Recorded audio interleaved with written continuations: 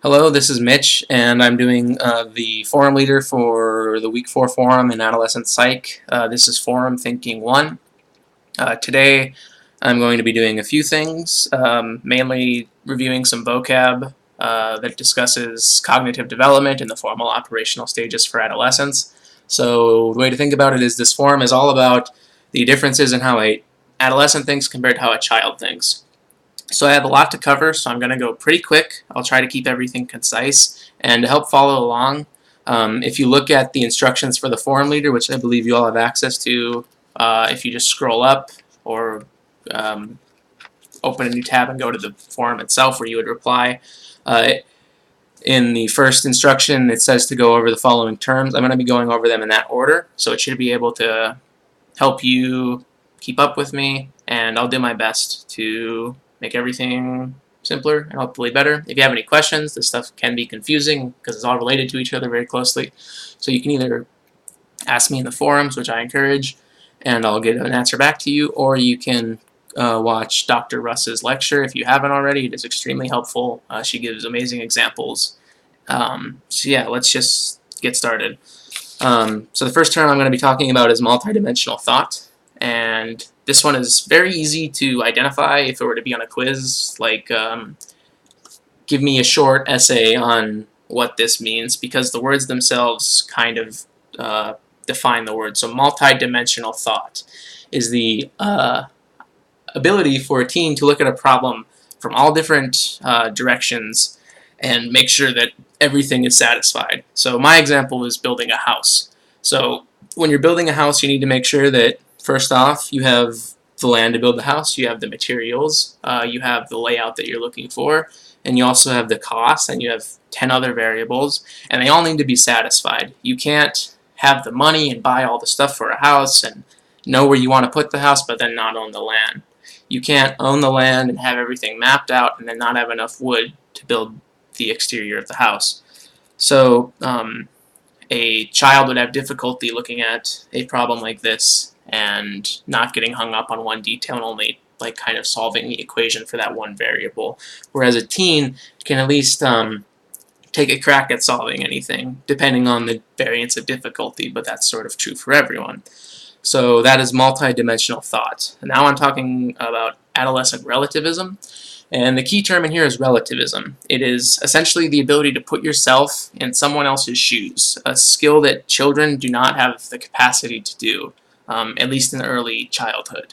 So the very, very simple thing here is a child would look at someone who stole bread and say, that's wrong, I've been told that stealing is wrong my entire life. He's a bad person, or she's a bad person.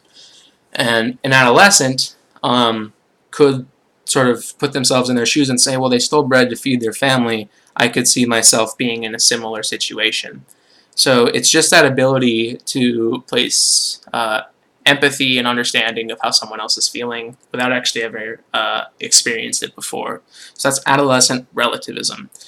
Next up is hypothetical deductive reasoning and suppression of prior beliefs. And these are two different things. They are related, but they are different, so they're not 6 words. There's all one thing. So hypothetical deductive reasoning is the ability to interpret logical statements. So if P, then Q, or if not Q, then not P. So children usually possess this ability. So if I drop this pencil, it will land on my paper down here. So I drop the pencil, it lands on my paper. That is hypothetical deductive reasoning, is to be able to draw a conclusion from statements that say something should happen if something prior has already happened. Now, suspension of prior beliefs is not being able to tune out what your brain tells you should happen and just being able to interpret the statement and treating it as correct. So if I say, I will drop the pencil, and then it will turn into a pen as it hits the paper. Now, a child might say, the pencil has not turned into a pen. That's just not how pens and pencils work. However, the statement would say that it's going to turn into a pen. So since I dropped the pencil is now a pen. And being able to suspend the belief of how pencils and pens are made is a skill that adolescents do possess, and they can say, I don't think that this happened, but the right answer is it turned into a pen. So that is suspension of prior beliefs.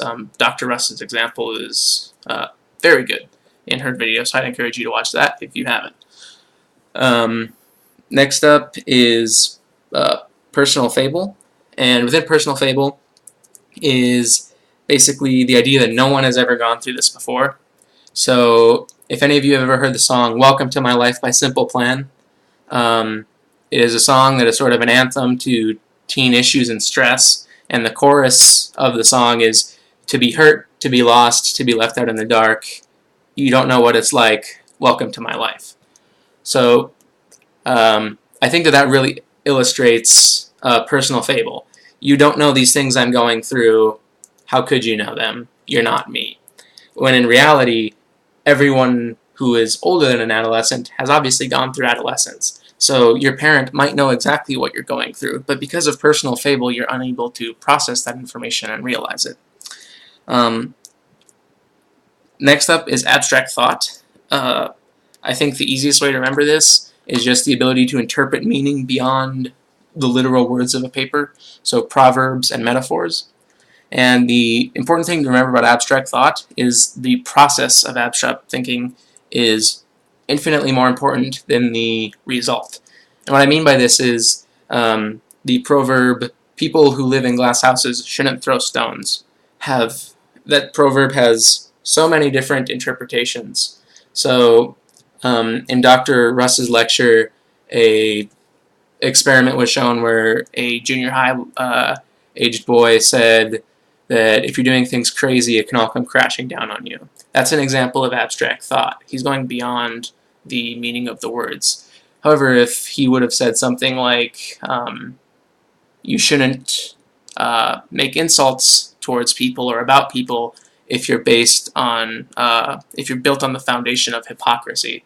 So if you're doing exactly what someone else is doing and you're still throwing rocks, you're going to break your own house. That is another example of abstract thought. And notice how they're pretty different in conclusion, but the process of going beyond the meaning of just the words glass house and stone is still there. So that's what's important about abstract thought. Next up is symbolic thought. And this is just the ability to place, to understand in your mind that symbols can represent something else. So the easiest way to think about this is an algebra equation. So x plus 1 equals 3. To a child, that may not ever make sense if they were to always remain a child, because x is a letter and 1 is a number and 3 is a number. So it doesn't make sense. Now an adolescent can understand that the x is representative of 2. So not just in algebra though, understanding that if I draw a diagram, a very crude diagram of boxes, you can understand that this box represents my house's master bedroom, and this box represents the bathroom, and this long rectangular box represents the hallway, and this is the door. So it's being able to place value and meaning to symbols that are not necessarily instantly obvious. The seventh thing that I'd like to talk about is systematic reasoning / problem solving. And this is sort of developed to, or related to, multidimensional thought, in the way that systematic reasoning is the ability to take a very complicated problem and develop a system for solving it. So common things like this are factorials, or different ways of counting or ordering, or permutations and commutations. So the way of thinking about this is, if you have 3 different sodas you can pick, 3 different main courses, and 3 different appetizers, how many different meal combinations can you take? This is a simple factorial choice problem. Now, a child might just start putting things together, whereas an adolescent might say, well, 3 times 3 times 3, or I can do this soda, this meal, and then appetizer, appetizer, appetizer, that's 3. This soda, this meal, appetizer, appetizer, that's 3. so on and so forth. So once again, it's important to remember that the process is more important than the result. Developing a system that is not necessarily what's the word I'm looking for? Like the best way to do it isn't necessarily important. The most efficient way of doing it isn't important. However, if we can see that they're at least making some type of system in their mind to solve a complex equation, then we can understand that they have some type of systematic problem solving and reasoning. So as anything opposed to just random combinations is some sort of systematic reasoning, especially if it's very obvious when watching in practice. Finally, we have post-formal thought and tolerance of ambiguity. And I think, interestingly enough, this one is the most unlike the other ones. So the basic concept here is to focus on the word ambiguity. So this entire collection of words, post-formal thoughts, tolerance of ambiguity, is all about understanding that sometimes there is simply not a right answer, or that understanding that sometimes someone doesn't know the right answer. Some questions are unanswerable, so we have to do our best to do the best answer with the information we have at that time. So a lot of this comes out in like philosophical arguments and understanding that the right answer can change, and really the tolerance of ambiguity. So things being ambiguous to a child is probably frustrating because no one will just tell you if you're right, and an adolescent might be able to accept the answer that I don't know if you're right. So that is the end of the vocab. So now on the forum, first I'm going to answer a couple questions. I'm going to answer number 1 and 2 of the listed forum questions, and then I will invite all of you to answer some of them in your responses, along with any questions you have with any of these terms, or any critiques or criticisms of my examples.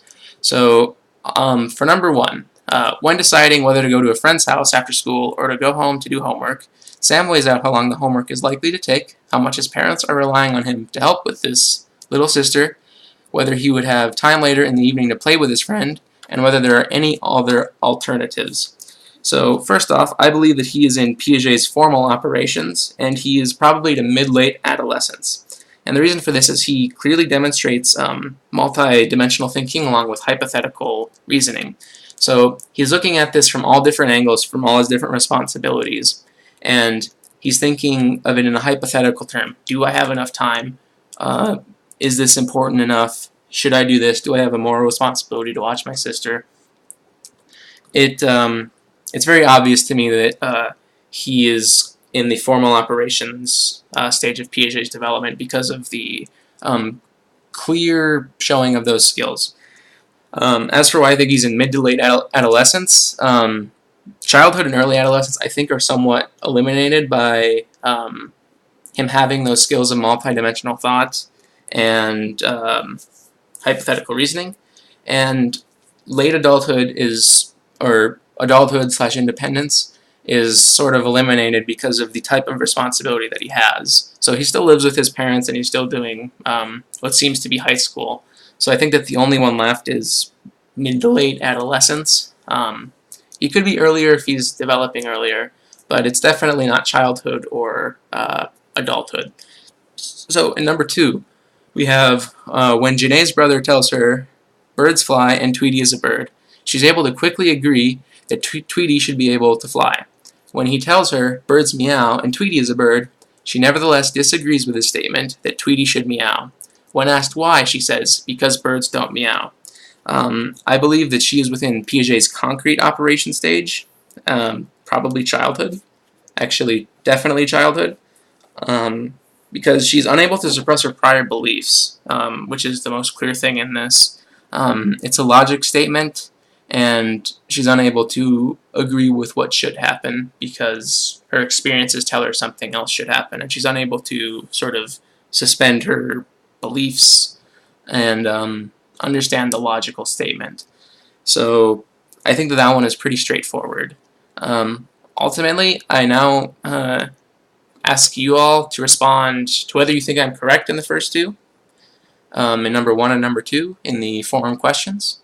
And then you can provide feedback on anything that I've lectured so far about or summarized for you. I don't know what the right word is. and then provide your own solutions to the remaining problem and explain your reasonings. And I hope that this has all been clear, but if it isn't, please let me know and I'll do my best to answer you. And have a good week, and I'll look forward to responding to your questions.